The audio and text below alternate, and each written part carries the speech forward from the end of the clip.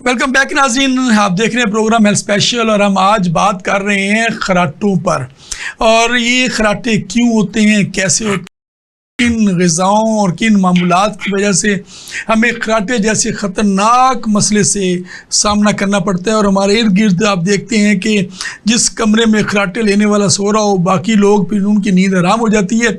और हकीम साहब ने बताया वक्फे से पहले कि उनकी अपनी नींद भी ठीक नहीं होती है, वो भी अनरेस्ट फील करते हैं, जब उठते हैं तो थके थके रहते हैं। खराटे होने की वजूहात तो हमने जान ली, वो ग़िज़ाएँ भी जिनका ज़्यादा इस्तेमाल करने से ये मसला हो रहा है, मोटापा और प्री डायबिटिक और ये सारी चीज़ें।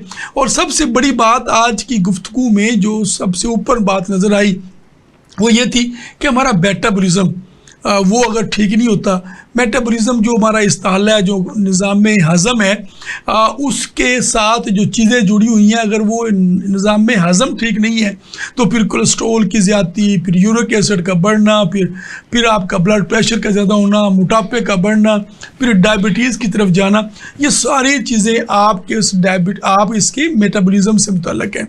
और जब ये मेटाबॉलिज़्म ख़राब होता है तो जहाँ और बहुत सारे मसाइल पैदा होते हैं, वहाँ पे ये स्नोरिंग या खराटे का मसला भी हो जाता है। अब हम इस हिस्से में हकीम साहब से ये जानेंगे कि वो क्या किया जाए। पहले मामूलात पर बात करते हैं कि वो क्या मामूलात अख्तियार करें कि खराटे और प्री डायबिटिक और इस तरह की चीज़ों से हम बच सकें। जी, इससे बचने के लिए सबसे पहले तो सोने का जो तरीका है लेटने का, वो सुन्नत मुबारका के मुताबिक करवट के बल। अच्छा, अगर सीधा लेटते हैं तो उस वक्त हिजाब हाजिज पे ज़्यादा बोझ आता है। सही है। अगर करवट के बल लेटते हैं तो फिर खराटे निस्बतन बहुत कम हो जाते हैं, बल्कि कई लोगों में ये देखने में आया कि उनकी ये मर्ज़ ख़त्म हो गई, ये आदत ख़त्म हो गई, ये कैफियत ख़त्म हो गई। कि आप सोते हुए जो नबी करीम सल्लल्लाहु अलैहि वसल्लम ने सोने का तरीका बताया है, दाईं करवट से सोने का आगाज़ करेंगे। जी, ठीक है, यानी कि सोने का, यानी कि करवट के बल लेटेंगे, करवट के बल सोने के ज़रा कि वो, और दाईं करवट से उसका आगाज़ करेंगे, दाईं करवट से, और फिर वो आप बाद में करवट बदल सकते हैं, बाद में करवट बदल सकते हैं, लेकिन करवट के बल सोने की आदत को अपनाया जाए। इसके बाद दूसरा तरीका ये है कि सोने से कम से कम 2 घंटे पहले तक खाना खा चुके हों। कुछ भी खाना है, सोने से पहले 2 घंटे तक खाना खा चुके हों। अगर दूध पीना है वो भी कम से कम 1 घंटा पहले तक पिया जा चुका हो। हाँ, यहाँ पे एक और बात काबिल ज़िक्र है, कुछ लोग रात को अगर गोश्त खाया है तो उसके बाद जो दूध है वो उस ग़िज़ा को, गोश्त को हज़म करने में मदद नहीं करेगा, बल्कि उसको और ज़्यादा देर हज़म कर देगा। इसलिए जिस दिन गोश्त खाया उस दिन दूध ना पिए, रात को दूध ना पिए, उस रात दूध ना पिए। और ख़ास तौर पर अगर रात का खाना लेट खाया तो फिर तो बिल्कुल भी दूध तो बिल्कुल भी नहीं पीना चाहिए। ये बात वैसे बड़ी अच्छी कर दी है। और चूँकि ना हम पूरी कौम लाई लग से है ना, किसी ने कह दिया दूध मुकम्मल ग़िज़ा है तो बस फिर दूध के पीछे पड़ गए। जी, दूध मुकम्मल ग़िज़ा है, लेकिन जब हम पहले ग़िज़ा ले चुके हैं, हाँ, ताम अलल ताम, यानी कि एक खाना खाया है वो भी हज़म नहीं हुआ, अगर उसके बाद दूसरा खाना खा लिया, इसका मतलब पहले खाने दूसरे खाने में हज़म के अमल वो पूरी तरह उस प्रोसेस से गुजरा नहीं, इसलिए वो मैदे को और ज़्यादा स्लो कर देगा। ये तो कोई भी खाने के ऊपर खाना जो है, ये मैं उसी तरफ आ रहा हूँ। जब हमने खाना खा लिया तो दूध ही मुकम्मल ग़िज़ा है, तो उस ग़िज़ा के ऊपर फिर ग़िज़ा खाएगी, तो इस वजह से वो उसका नुकसान होगा। सही है। और दूसरा एक ये जो दूध पीने वाले हैं, जो ख़ास तौर पर लेट खाना खाना फिर दूध पी के सोना, जो मोटापे का शिकार लोग हो रहे हैं, उसमें बड़ा ऐड करती है चीज़। उसमें भी ऐड करती है। और दूध के अंदर उन्हें फिर जो दूसरी बात इसका जो उसका सामना करना पड़ता है, ऐसे लोगों पित्ते की पत्थरियों की तरफ भी वो चले जाते हैं। हाँ, जब हम इस पे पहले भी बात कर चुके हैं, पित्ते की पत्थरी की तरफ और बाकी कोलेस्ट्रॉल की तरफ, ये उसको इसलिए कि दूध पीने के बाद थोड़ा सा चहलकदमी करना या ग़िज़ा के बाद चहलकदमी करना बहुत ज़रूरी है। अगर वो चहलकदमी करना बहुत ज़रूरी है, अगर वो नहीं करेंगे तब भी निज़ाम ख़राब हो जाएगा।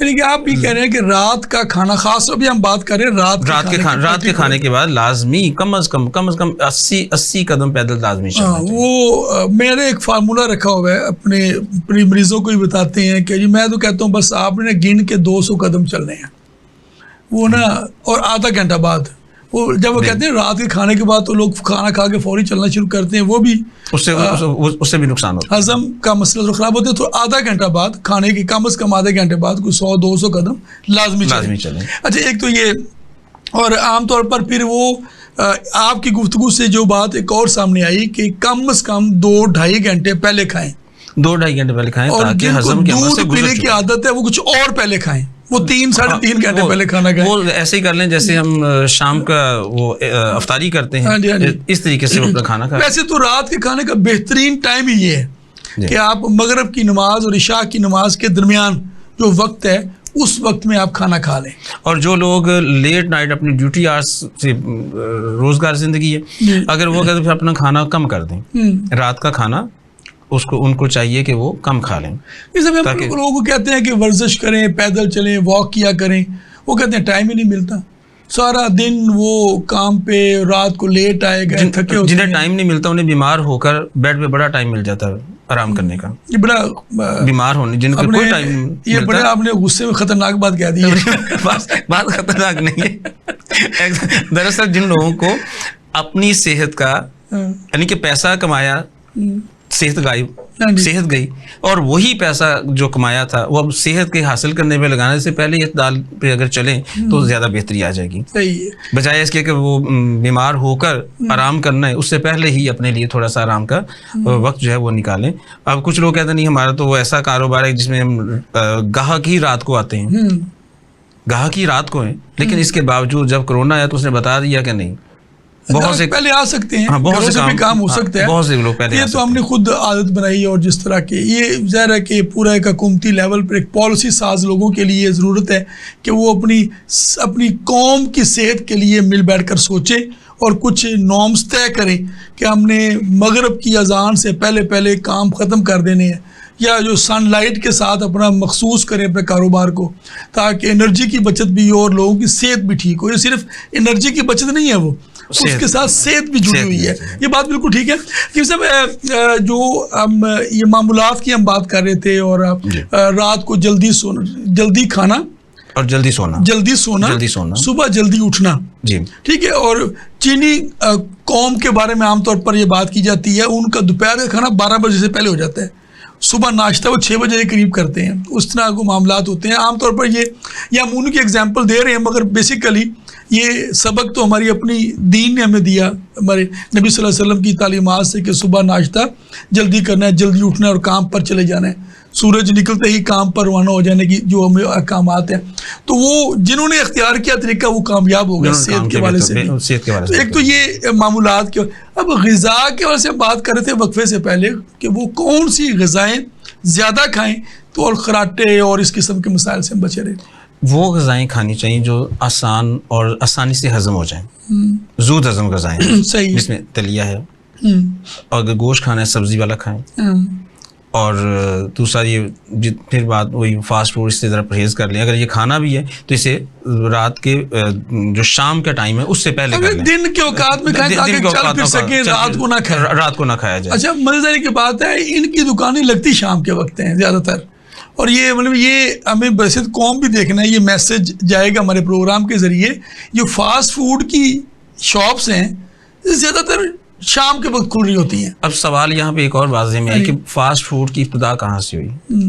جب دوسری جنگ عظیم میں انہوں نے سپاہیوں تک, فوجیوں تک کھانا پہنچانا تھا, تو انہوں نے ایسی غذا کو دیکھا کہ پہلے غذا میں چکنائی ہے, چربی ہے, کچھ اور چیزیں ہیں, فیٹس ہیں, وہ خراب ہو جاتے ہیں, کنٹینر میں پڑی, ان کی شیلف لائف وہ ٹھیک نہیں ہے. انہوں نے ان کے لیے, ان فوجیوں کے لیے یہ کیا تھا. بعد میں آہستہ آہستہ یہ بات ہتھے چڑھ گئی ان کے اور لوگوں اور باقی کام چل پڑا. ایمرجنسی کے لیے چیزیں بنائی گئی تھی, اسے معمول کا حصہ بنا لیا, آسانی بننے کے لیے کام کیا تھا.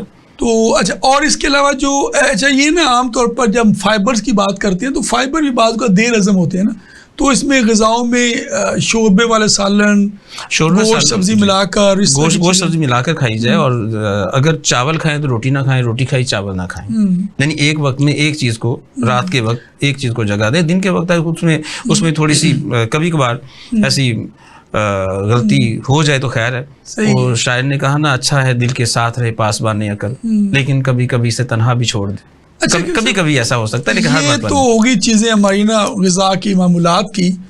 کیا خراٹے کا علاج ہو جاتا ہے؟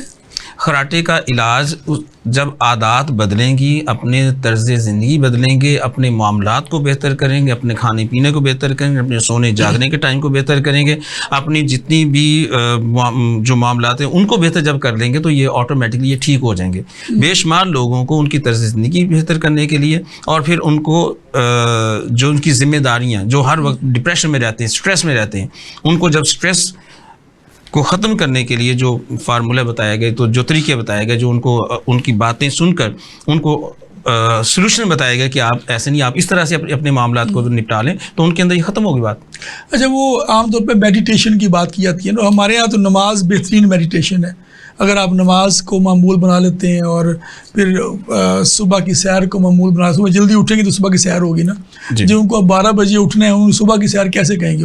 ہمیں ان کو کہنا ہے جب آنکھ کھلے تبھی سویرا، آپ اس وقت بھی ورزش کر لیں تبھی بچت ہو سکتی. ٹھیک ہے. آپ یہ کہہ رہے ہیں کہ خراٹے بھی قابل علاج ہے. قابل علاج ہے. جن وجوہات کی بنا پر خراٹے کا مسئلہ ہو رہا ہے ان وجوہات کو دور کیا جائے، ان کا تدارک کر لیا جائے. یہ مرض ختم ہو جائے. بچوں کو اگر ہو رہا ہے، بڑوں کو بھی ہو رہا ہے، تو ناک کے مسائل کی وجہ سے ہے، سائنوسائٹس کی وجہ سے ہے، ٹونسلز کی وجہ سے ہے، تو ان کا اگر علاج کریں گے تو خراٹوں میں کمی آئے گی.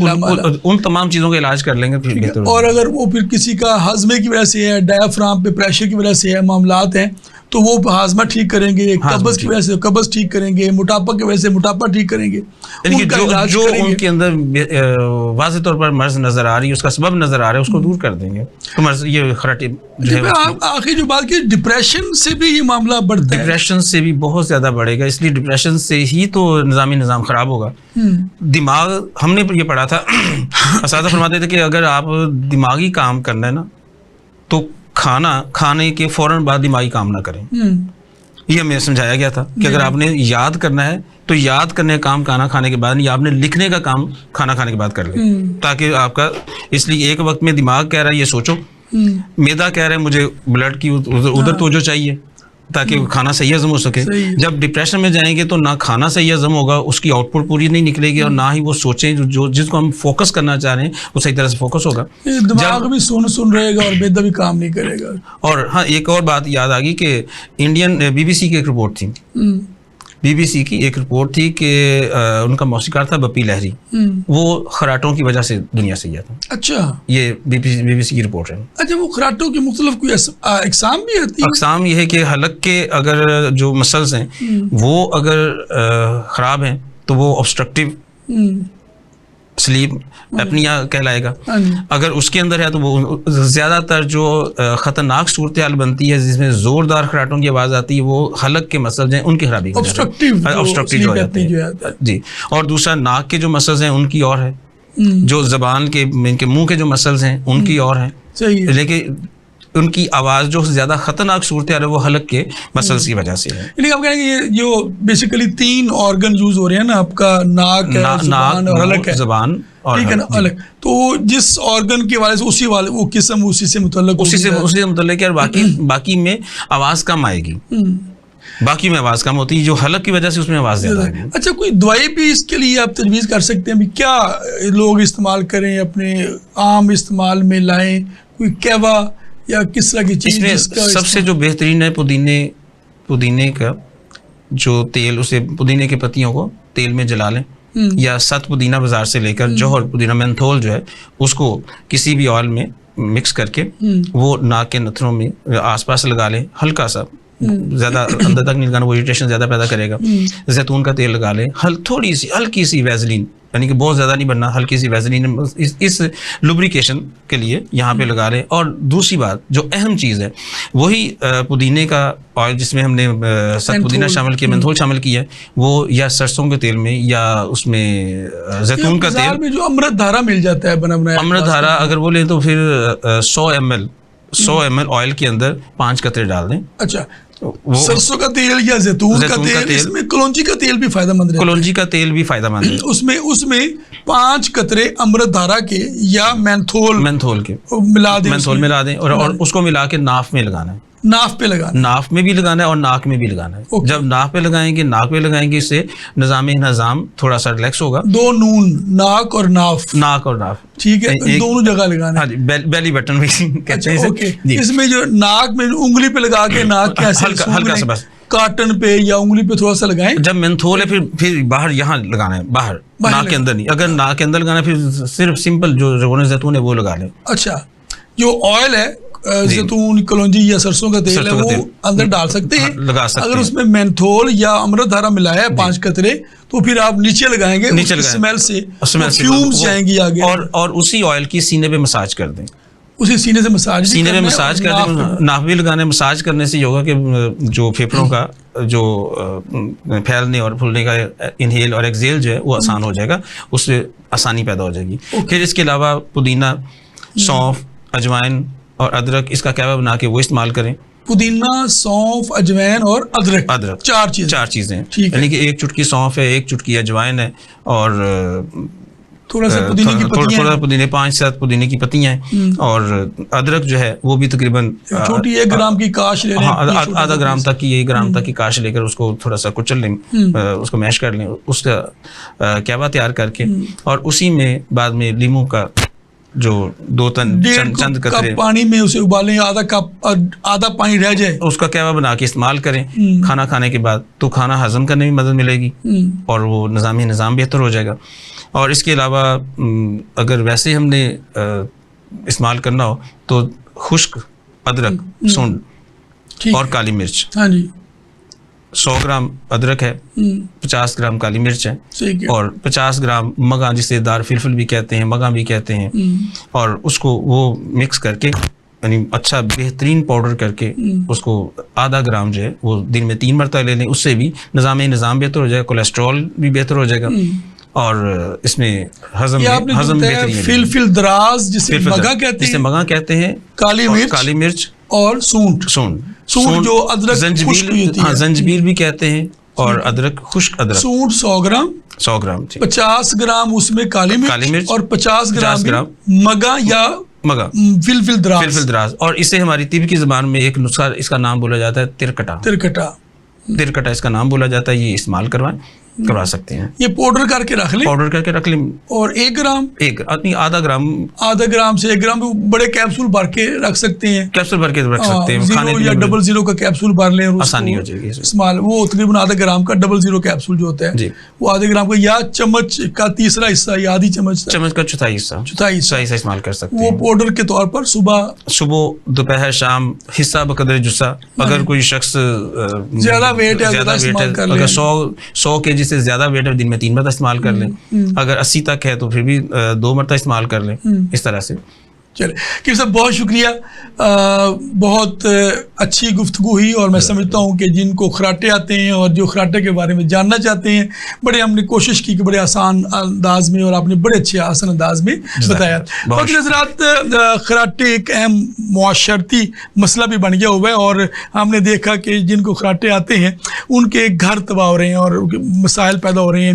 تو ہم نے کوشش کی آج کے پروگرام میں کہ آپ کو خراٹے پہلے تو ہونا, اس کے لیے آپ نے کیا اختیار کرنا ہے, اور اگر خدا نہ خواستہ جن کو خراٹے آنے کا مسئلہ ہے تو 2-3 چیزیں جو کہ بڑی آسان سی بتائیں کہ آپ 2-3 تیل ہیں, کلونجی کا تیل ہے, زیتون کا تیل ہے, سرسوں کا تیل, تینوں میں سے کوئی تیل, اس میں آپ 1-2 قطرے ناک میں ڈال بھی سکتے ہیں, 2 قطرے 3 قطرے تک چاہیے تو خیر ہے اس میں. اور اگر اسی تیل میں آپ اگر 100 ml تیل ہے تو اس میں 5 قطرے جو بازار سے امرت دھارا مل جاتا ہے, بنایا لیکوڈ ہوتا ہے, یا پھر وہ مینتھول ہوتا ہے 7 پودینہ, وہ 100 ml میں 5 قطرے کے برابر ایک تقریباً آپ سمجھیں کہ ایک بڑی چٹکی اس میں ڈال دیں پاؤڈر کر کے, یا وہ لیکوڈ بن جاتا ہے, تو وہ آپ اس میں شامل کر لیں. اور وہ اگر مینتھول یا 7 پودینہ ملا دیا ہے تو ناک میں ڈالیں نہ, بلکہ نیچے لگا لیں, نتنوں کے نیچے تھوڑا سا وہ ویسے لگا لیں تو اس کے وہ انہیل ہو کرے گا.